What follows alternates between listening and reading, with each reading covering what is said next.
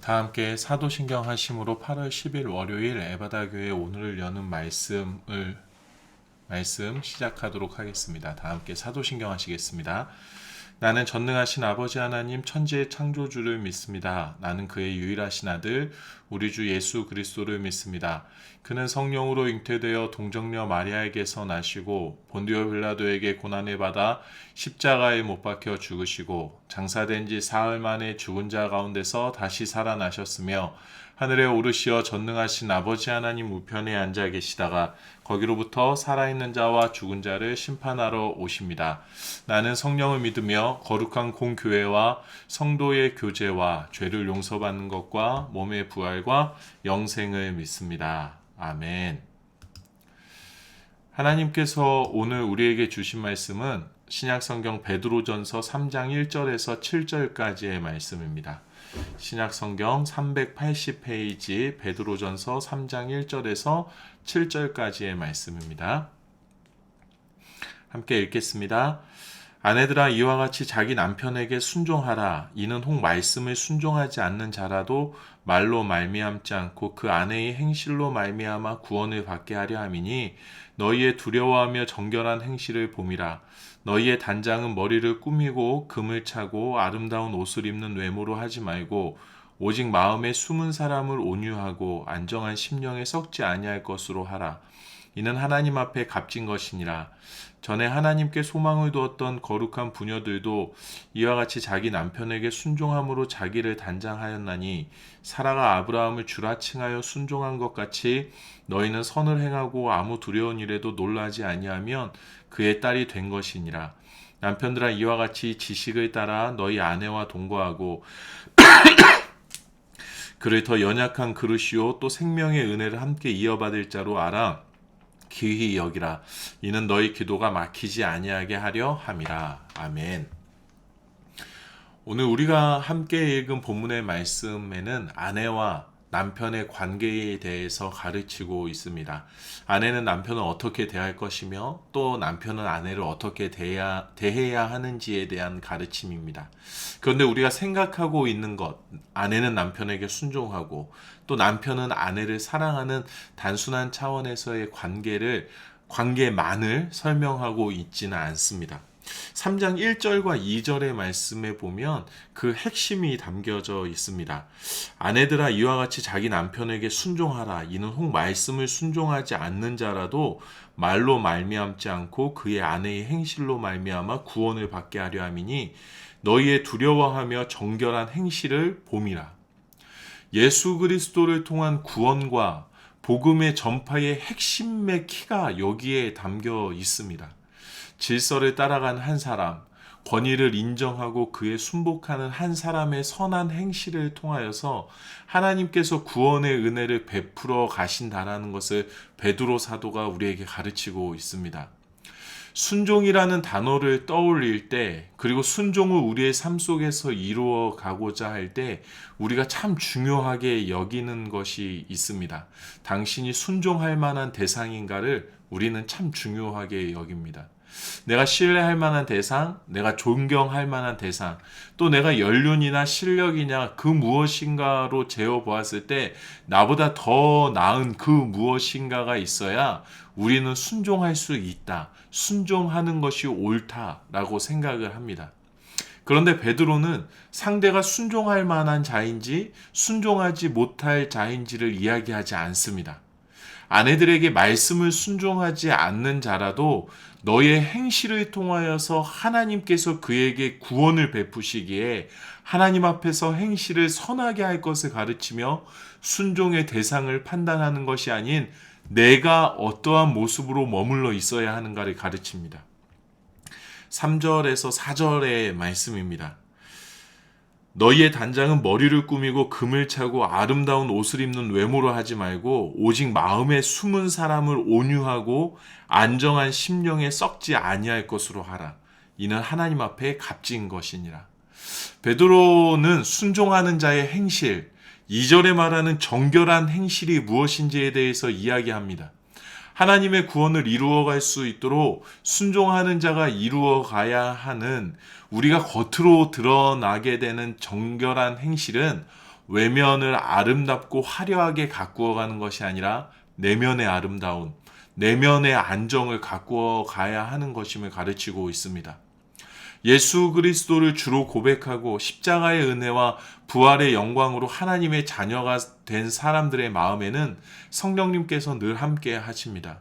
그리고 그 성령님께서 우리 안에 내주하시며 이제는 나 홀로 살아가는 존재가 아니라 하나님과 함께 살아가는 존재로 그리스도의 형상을 닮은 존재로 자라나도록 우리를 돕고 계십니다. 우리가 이루어가는 정결한 행실은 우리의 내면을 아름답게 가꾸어가는 데에 우리의 에너지를 쓰는 것입니다.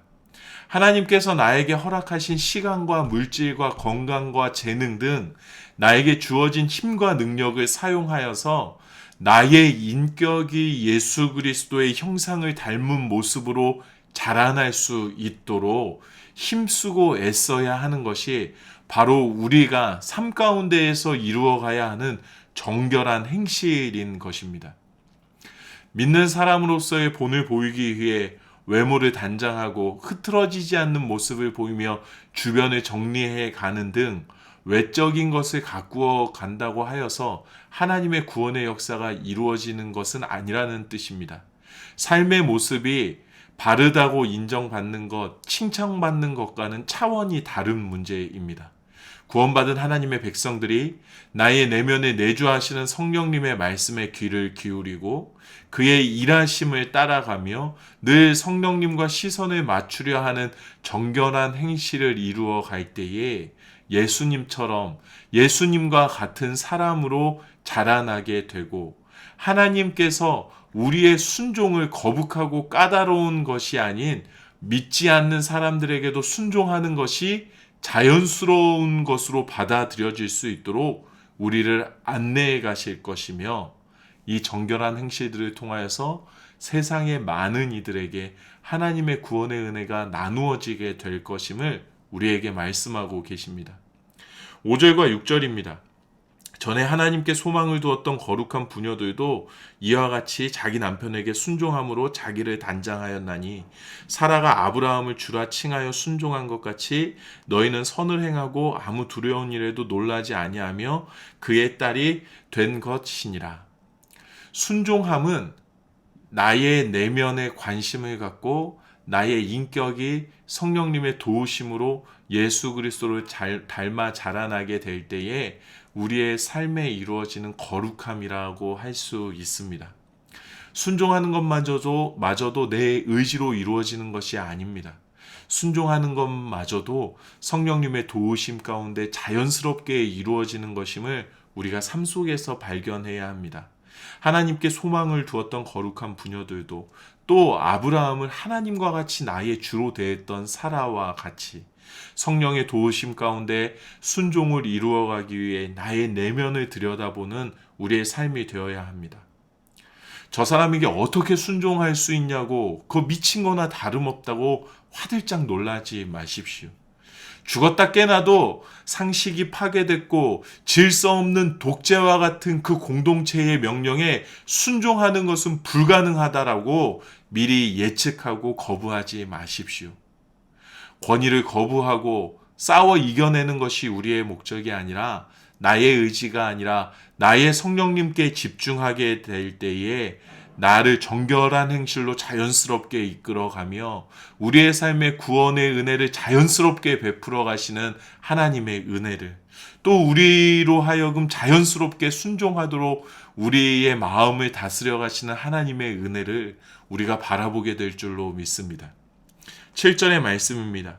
남편들아 이와 같이 지식을 따라 너희 아내와 동거하고 그를 더 연약한 그릇이요 또 생명의 은혜를 함께 이어받을 자로 알아 귀히 여기라. 이는 너희 기도가 막히지 아니하게 하려 함이라.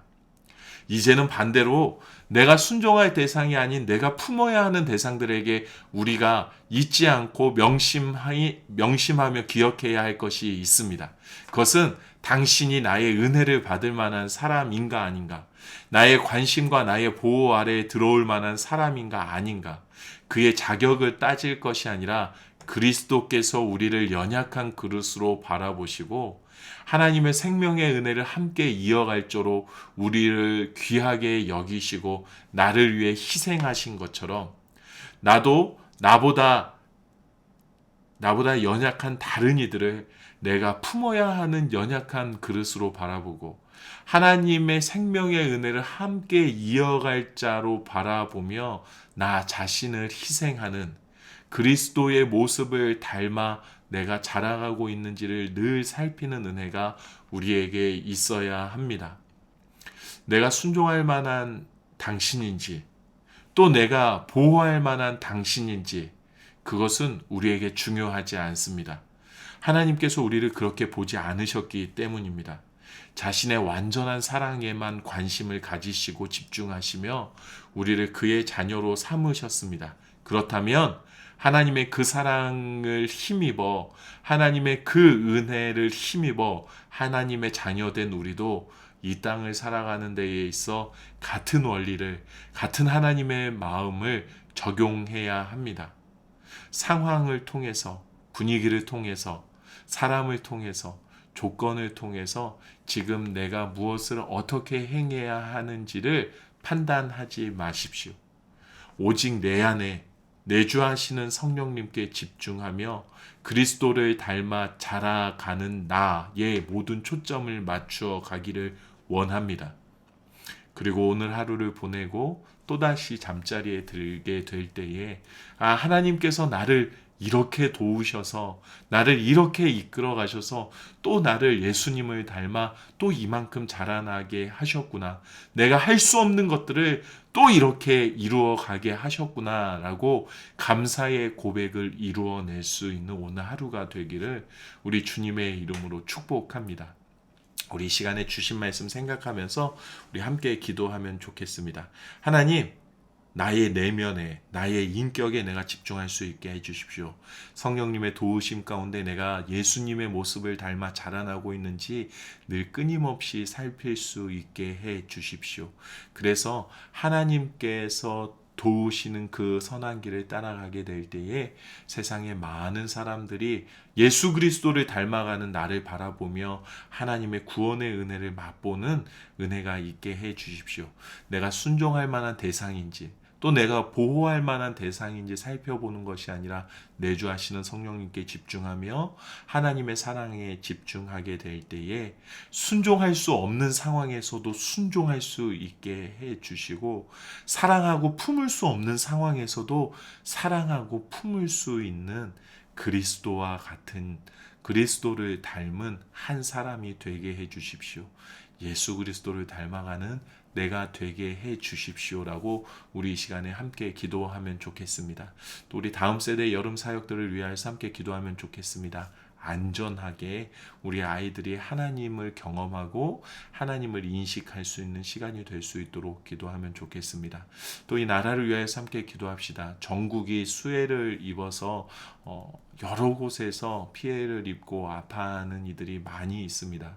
하나님께서 위로해 주시고 또 돕는 손길들이 많이 일어나서 빨리 이 수해로 입은 피해가 이전의 모습대로 빨리 회복되어질 수 있도록 복구되어질 수 있도록 많은 돕는 손길들이 돕는 마음들이 일어날 수 있도록 우리가 위하여서 함께 기도하면 좋겠습니다.